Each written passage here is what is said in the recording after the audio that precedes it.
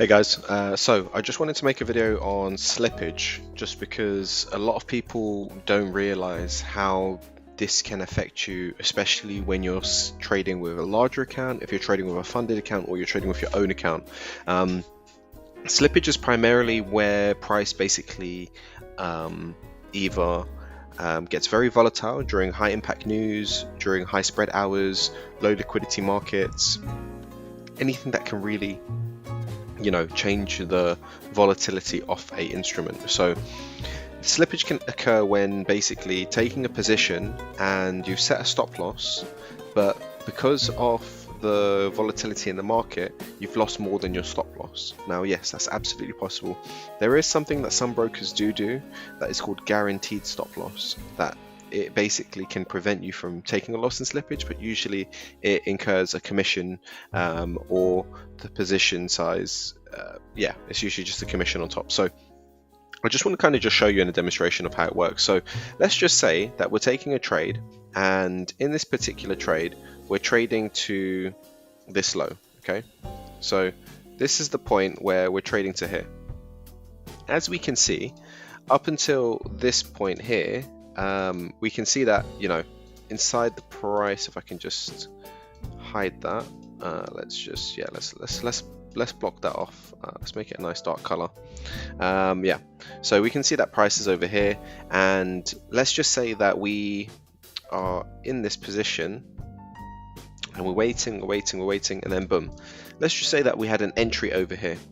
So we were able to capture a very nice entry. Let's just say the entry was here and your stop loss was above there, and let's just try and grab that tool there. Oops, it's not making it easy, is it? Yep, okay, cool. So we took an entry here and our stop loss is way above there. Okay, so despite the amount of the stop loss, that's our position, and we're trying to trade to this low. So in terms of a risk reward, it's terrible. It's a 1 to 8.3, but just for demonstration purposes. And we can see here that the position is now playing out, and we didn't quite get there, but we're very close. So in terms of managing your position, you may not even feel that you might want to manage that position at this point. So let's just say that you didn't, and you left it open, and your risk is still open. Okay, even if your risk was slightly on break even, you can still take slippage, bear that in mind. So we can even put it on a break even there, and let's just say that all of a sudden the news came out. Now in this case, the news would have come here, and let's say that would happen in a minute opposed to an hour, right? So this happened, and then it spiked, and then even if this was one candle alone, this would have taken you out of your position, and you would have probably taken a loss out here somewhere. So because of how quick it would have moved, they wouldn't have been able to essentially cover you on that loss, because price just jumped from here to here, didn't even tap into that stop loss. So by the time it jumped there, that's the loss you took.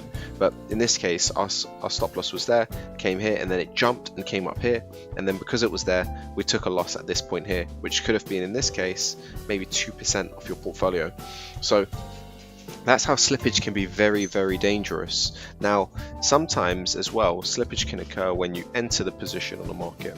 So for example, let's say that the market closed, and the market closed here on a Friday. Okay, now the market closed on a Friday there, and then all of a sudden the market opened and it's down here. All of a sudden it's all the way down here. Now there's a massive gap in the market. Essentially this whole gap needs to be filled.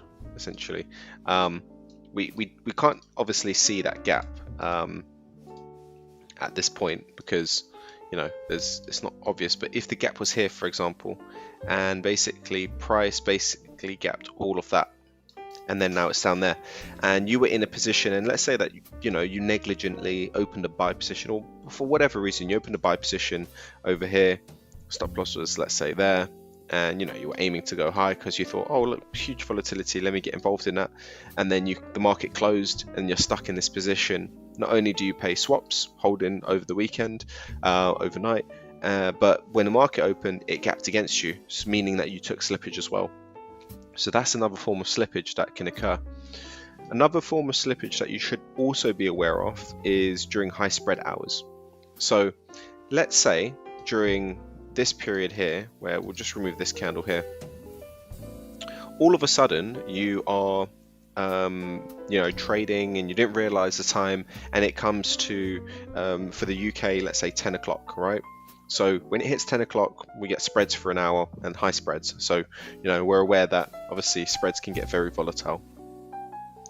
Let's say that you get into a trade over here and you open a buy position over there, a sell position, sorry, over here, you're trying to sell it to here, and let's say that you put a tight stop loss, or not too tight, but let's say you put it here. Once again, terrible risk reward, but it is what it is. And let's say average spread ranges around about here. Okay, so that's the spread. It's usually quite tight. It's usually around about here, and then during spread hours, this is where the spread can go. It can literally fly pretty high depending on the instrument as well. You should literally read your companies that you're trading with spreads and what they can float to, because you have something called fixed spreads and floating spreads, and then you have raw spreads. Raw spreads are usually the tightest and the smallest type of spreads, which I know a few brokers do offer that. For information, you can just drop a comment below and I'll let you know. But then you've got just generic platforms like FTMO, my Forex funds, where they don't give you these tight spreads. So unfortunately, because you don't have those tight spreads, this can happen to you.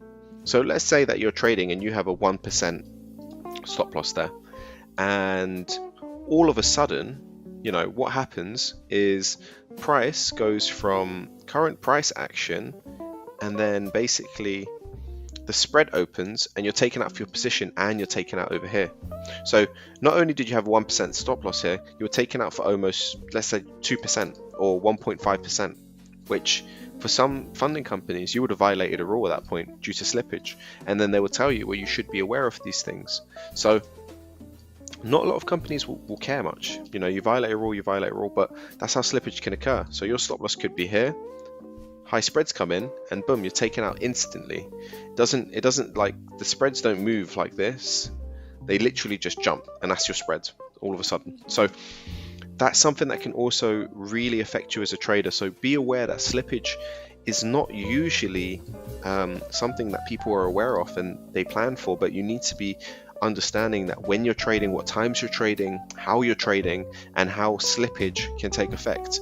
There's a really handy tool on TradingView that I use as well, which allows you to see all of the upcoming news. So for example, if there's a high impact news to come out, it will let me know here. So today we have BOE interest rate decisions. Okay. If we just go back in time and we look at some previous news, just so we can see how it impacted. I'm not saying that we trade the news, but it can definitely impact volatility in the market. So let's just have a look over here, right? If we look at this bit of price action here, what happened was, and let's see if we can go to the 15-minute. Yep, okay, cool, perfect. So let's say that you're trading, and all of a sudden, we know that we're trading, and we're like, oh, okay, cool, we've got this high here. Let's look for this position here. So we look, next, doesn't come, and we're thinking, okay, do you know what? I think it's going to gravitate up for any particular reason. Let's just say we took a buy position, okay, and we thought, okay, well, let's protect ourselves here, and then we're holding it, and then I'll just move it to the side just so you can see it clearly, and then boom, that happened. That is slippage.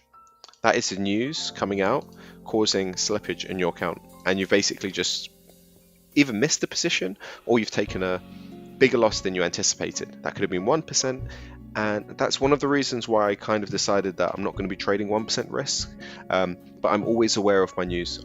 This is a really handy tool to have, especially if you don't use it. It's worth using because it will let you be aware of when you're on the charts and you're looking at something, where and when you should be aware, because these are things that can really affect you as a trader. So I just want you to be a little bit more conscious as well that as a trader you can definitely be very much affected by these things and not really understand why you're being taken out of a position. But if you're aware of these news news releases, then you don't have to be taking these losses. They're very unnecessary, and I think a lot of the time we take losses and we don't really understand, okay, the news came out, I don't trade the news, but you should also be aware of the news. That's the main important thing there. So besides that, I think very, very solid kind of covering on the slippage. There isn't really much else that I can really do to explain it. If you're still confused or I didn't really explain anything very well enough, please drop a comment below and I'll be more than happy to kind of just go over that one more time. But really and truly, slippage is something that I think everyone can really avoid. Sometimes it's not really avoidable because markets can become very volatile due to, let's say, correlation with a US news that you might not be aware of. And then all of a sudden, New York session opens and it becomes very volatile. It could be world data. So you gain these things by experience, but like I said, you can avoid slippage a lot of the time. You just need to pretty much protect yourself as much as possible as a trader. So good luck. Hope you enjoyed that video. And if you have any more questions, drop a subscribe, drop a question. I'd be more than happy to help.